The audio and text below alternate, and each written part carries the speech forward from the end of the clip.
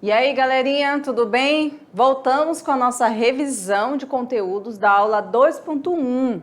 E aí, ainda lembram qual é a temática dessa aula? Estados e tipos de estado. Vamos ver aqui comigo na tela quais foram os assuntos que nós tratamos na aula de hoje, pessoal. Vamos lá comigo. Muito bem, a aula 2.1 a gente tratou sobre estado e tipos de estado. Mas primeiro a gente precisa entender, né? Vamos relembrar aqui qual é o conceito de estado. O que nós estamos entendendo quando a gente fala a palavra estado, né?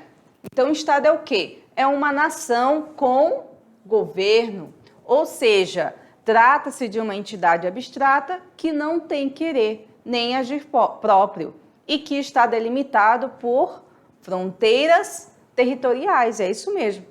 Quem age no Estado, pessoal, é o próprio governo. O governo é um agrupamento de pessoas que estão eleitas, né, para tomar as decisões, dar direcionamento e ter o comando desse Estado, né? E aí na próxima aula nós vamos explicar para vocês, a gente vai entender um pouco que tipos de governo podem ter dentro do Estado. Né? Quais são os sistemas de governo que são possíveis, que nós tivemos e temos dentro do Estado. Então, hoje a gente está falando exatamente do Estado e tipos de Estado, tá? Bom, e nós também falamos sobre as definições do conceito de Estado dentro da sociologia, né? Ou seja, pensadores que vão teorizar, que vão pensar sobre o conceito de Estado. Então, a gente tem aqui o Norberto Bobbio e o Max Weber. Vamos ver o que cada um deles pensa aqui rapidamente sobre o Estado?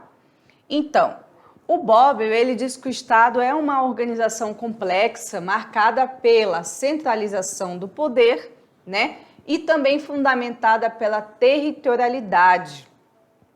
Então, a gente tem aqui um monopólio, a centralização do poder, a obrigação política e a progressiva impessoalidade do comando político. Muito bem.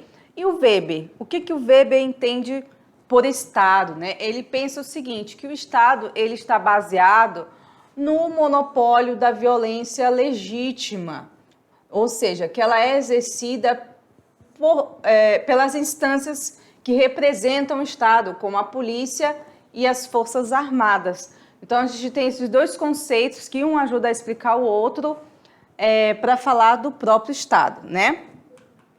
Bom, aí a gente tem aqui os diferentes modelos de Estado que nós trabalhamos na aula da 2.1, que a gente só vai relembrar rapidamente aqui na nossa revisão de hoje. Então, nós falamos sobre o Estado liberal ou burguês, né? Tanto um como o outro representa esse conceito, que é lá da Revolução Francesa, um Estado que preza pela individualidade, pelas liberdades individuais, pela defesa da propriedade privada, né?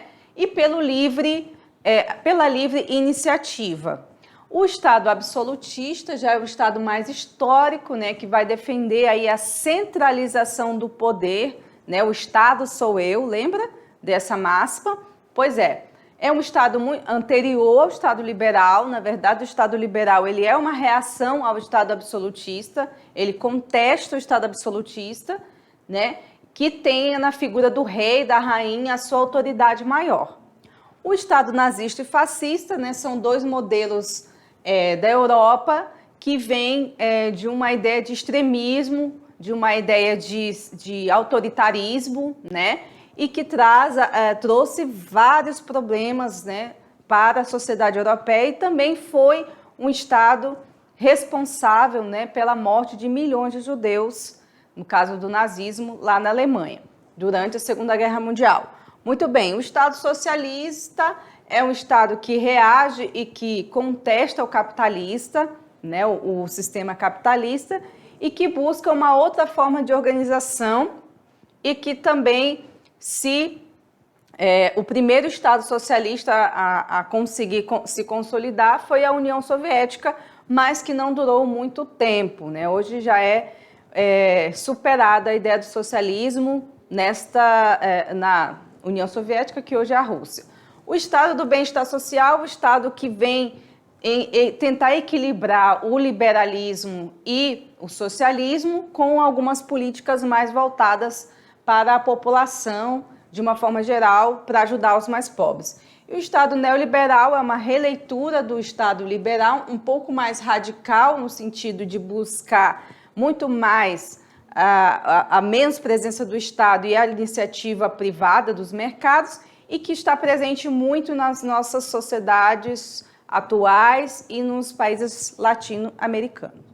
E é isso, pessoal. Nós fizemos agora a nossa revisão da aula 2.1 e já a gente volta para corrigir a atividade com vocês para sabermos como que está aí o conhecimento de vocês sobre esse assunto, tá certo? Aguardo vocês, já a gente volta.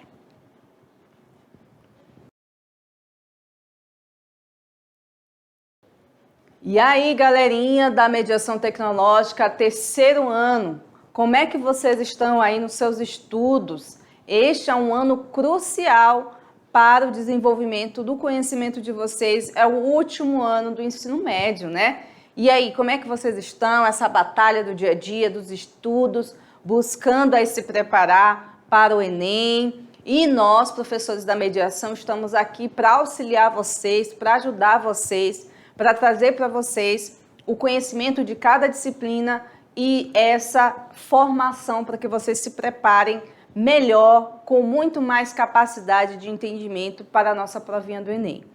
Bom, gente, antes de começar a corrigir a nossa atividade, eu queria relembrar vocês que a sociologia é uma disciplina rápida, uma disciplina de 40 horas e que vocês precisam estar atentos aos prazos. A gente tem atividades extra-classe, a gente tem 2 provas, a gente tem provas de recuperação e temos as revisões gerais de cada uma delas. Então, fiquem ligados, a gente já está na aula 2, logo a gente já vai estar chegando ao final da unidade 1, portanto, quer dizer o quê? Final da unidade 1, vocês já sabem, já é o início das provas, certo? Então, gente, venho relembrar vocês que estejam estudando, se preparando, fazendo leituras, tirando um tempinho para vocês lerem para além da aula que a gente está dando aqui, né? E que vocês consigam se preparar para as provas muito mais preparados, muito melhor, muito mais atentos às perguntas, porque vocês estão em constante estudo. Façam um cronograma aí na casa de vocês, de estudo diário. Hoje eu vou estudar 1 hora de matemática, amanhã eu estudo 1 hora de química, depois de amanhã 1 hora de sociologia, para que vocês não fiquem deixando tudo para a última hora, para a última semana, e aí, gente, é o caos. Aí o caos paira no ar, viu? Então é a dica da prof hoje, antes da gente começar a correção, tá certo? Agora vocês terminaram aí de realizar a atividade, estão aguardando para saber se acertaram as questões, então vamos lá para a nossa correção da atividade de hoje. Vem comigo. Muito bem. Gente, vamos tirar as nossas dúvidas? Vamos ver se a gente está mesmo conectado aí, entendendo esse conteúdo? Então vamos para a correção, começando pela questão 1. Vamos lá. Então, vamos ler junto aqui comigo.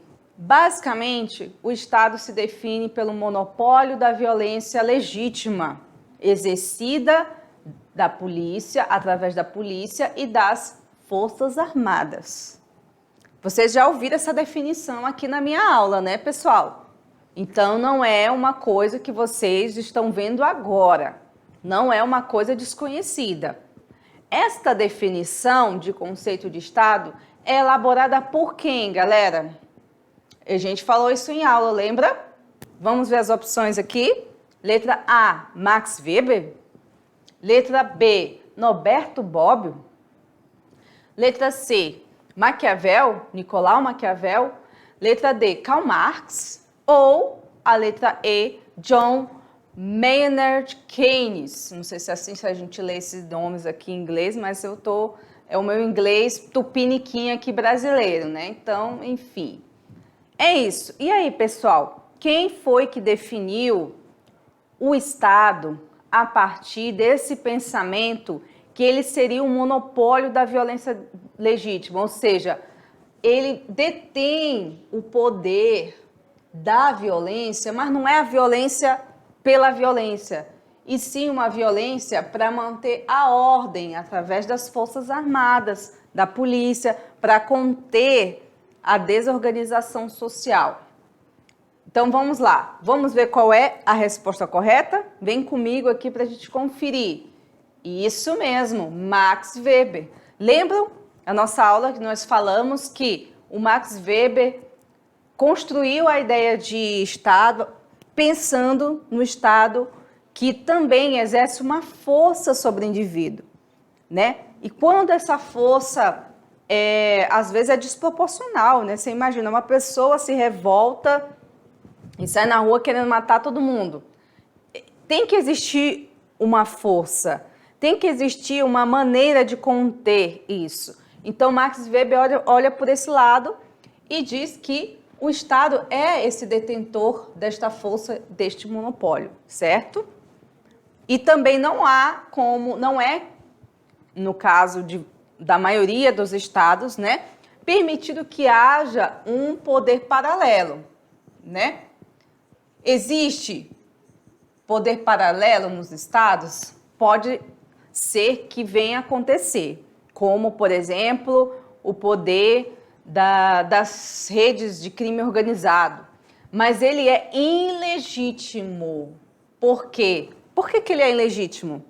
Porque ele não é reconhecido por todos. Ele não é aceito. Ele vai lá e se impõe, mas ele não é legítimo, ok? Ele pode operar? Pode. Ele pode forçar a sua atuação, mas ele sempre vai ser combatido, porque não é legítimo, ok? Vamos para 2? Muito bem. Questão 2. Entre as lideranças políticas internacionais frequentemente associadas ao neoliberalismo dos anos de 1980, podemos apontar. Letra A, Ronald Reagan e Winston Churchill. B, Vladimir Putin e Bashar al-Assad. Esse nome árabe também para mim é o tupiniquim no tupiniquim aqui na Amazônia, né? Bashar al-Assad, acho que é assim que lê. Letra C, Juan Domingo Perón e Richard Nixon, acho que é assim. A D, Margaret Thatcher e Ronald Reagan, ou Vladimir Putin e a Rainha Vitória. Quem desses nomes aqui que eu apontei são lideranças internacionais, foram apontadas, né, lá na década de 80, sei que a maioria de vocês não estavam ainda nesta terra, né, ainda não tinham nascido, mas a história ajuda-nos a entender, não é, esses processos. Quem eram associados ao neoliberalismo dessa época, pessoal? E aí? Vamos ver qual é a resposta correta? Margaret Thatcher e Ronald Reagan, assim que eu não sei se é assim que lê. Então, gente, tá aí, ó. São esses nomes que estão associados ao neoliberalismo da década de 80, ok?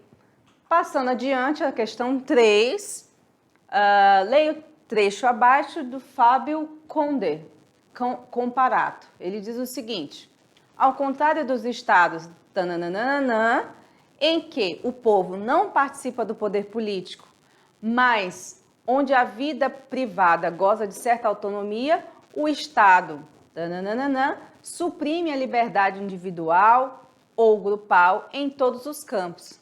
Exatamente porque com essa instalação desaparece a distinção entre o Estado e a sociedade civil, entre a esfera pública e a privada. Então, a ideia aqui é preencher esses espaços aqui. Vamos ver quais são as opções? Assinale a alternativa em que completa corretamente o seguinte enunciado. Os dois conceitos que completam o trecho acima são, respectivamente, letra A, autoritários e totalitário. Letra B, socialistas e liberal. Letra D, confessionais e democrático. Ou letra D, liberais e totalitário. E aí, pessoal? O que vocês acham que é a resposta que completa aqui essa afirmação do comparado? Vamos aqui? Letra A, pessoal, é autoritários e totalitários, ou seja, vamos voltar aqui para a leitura. Ao contrário dos estados autoritários, em que o povo não participa do poder político, mas onde a vida privada goza de certa autonomia, o estado totalitário suprime a liberdade individual ou grupal em todos os campos, exatamente porque com sua instalação desaparece a distinção entre o estado civil e entre a esfera pública e a esfera privada. Ok? Letra A.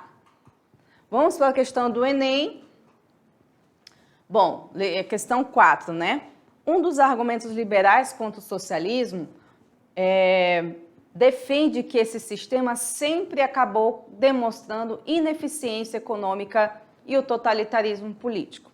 Esse argumento tem implícita defesa do valor central do liberalismo. Você tem que entender o que é o liberalismo, né, pessoal? Para poder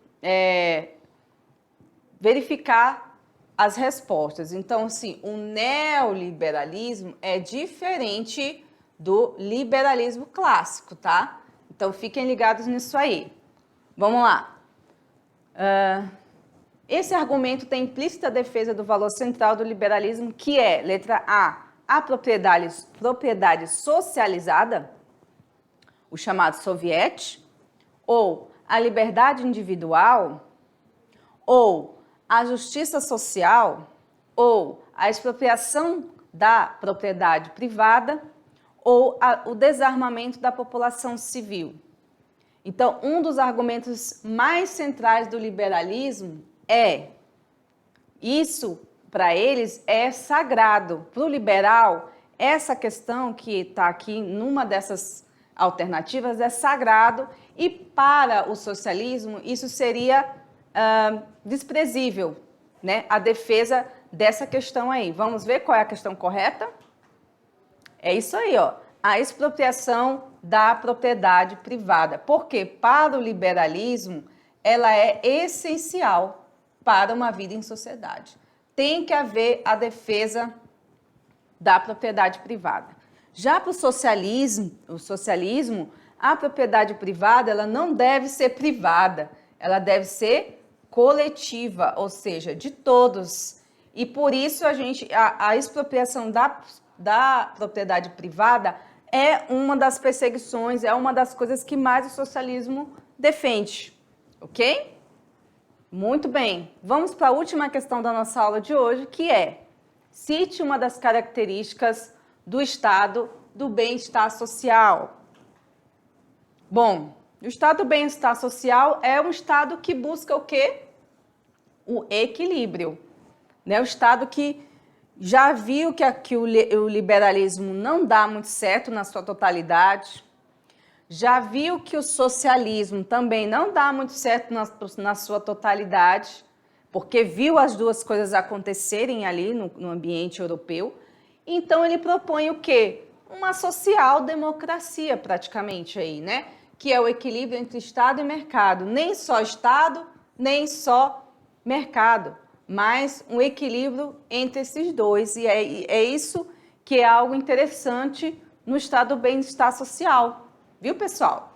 Então, essa foi as questões de hoje. Vocês viram aí que está relacionado a a visão que cada grupo social tem, os seus agentes políticos têm sobre o Estado, e nós precisamos entender isso para perceber as diferenças, os conflitos, que grupos são diferentes, né? Aí a gente não chegou a falar sobre esquerda e direita, mas você vai ver que a esquerda tem os seus modos de pensar, suas convicções, e a direita, que está mais no campo liberal e neoliberal, vai ter as suas convicções. A esquerda mais para o campo do socialismo ali.